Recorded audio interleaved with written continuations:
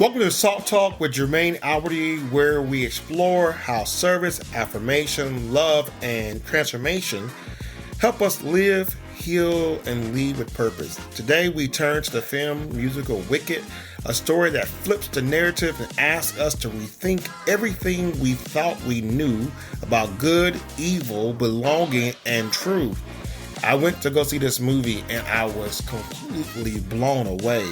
And here's the anchor to this idea with this review in this podcast I'm doing today, because I've studied a lot of scripture. And what I noticed is that what ancient people did not understand, they demonized or made other. And what we still don't understand today, we continue to other. This is not just a movie review, it's a reflection on culture, trauma, faith, and the power of perception. Elphaba is not wicked, she's named wicked. Her differences become her accusation. Many of us know what it feels like to be misunderstood, mislabeled, misinterpreted, judged without being known. And sometimes the villain isn't who we are, it's who someone else needs us to be in order to feel safe. From the SALT lens of affirmation, affirmation means seeing beyond rumor, fear, and projection. You see, Elphaba's green skin becomes a metaphor for the kinds of differences we stigmatize today. Mental health, neurodiversity, culture, trauma responses, skin tone, gender expression, poverty, ability. When we fear difference, we distance, and when we distance, we dehumanize.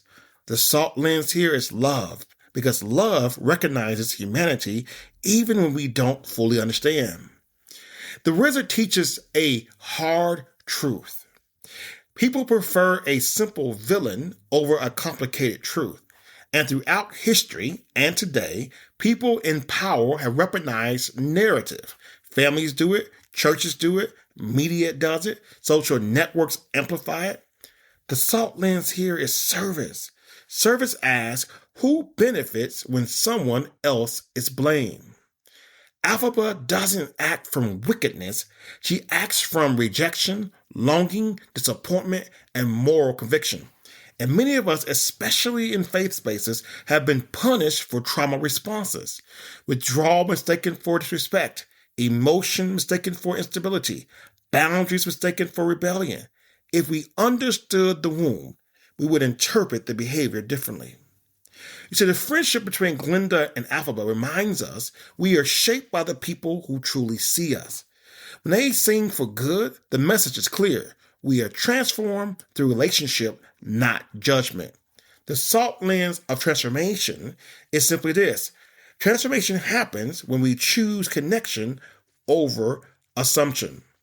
You see, scripture is full of people who were othered. The Samaritan woman, the man among the tombs, Moses with a stutter, David was overlooked, Jesus himself accused and feared.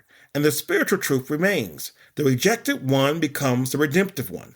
God often works through the one society misunderstands. So let me ask you, who have you misunderstood? Who did you label before you listened? Who did you assume was difficult when they were really hurting?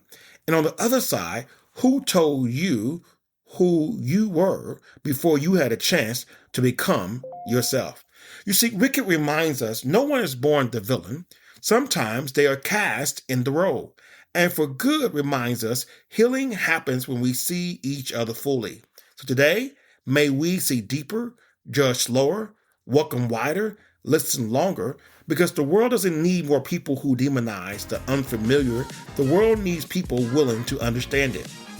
Thank you for joining me today on the SALT Talk. I'm Jermaine Alberty, reminding you that transformation begins with how you speak, how you love, and how you live. Until next time, serve, affirm, love, and transform. This is Jermaine Alberty, and you've been listening to the SALT Talk.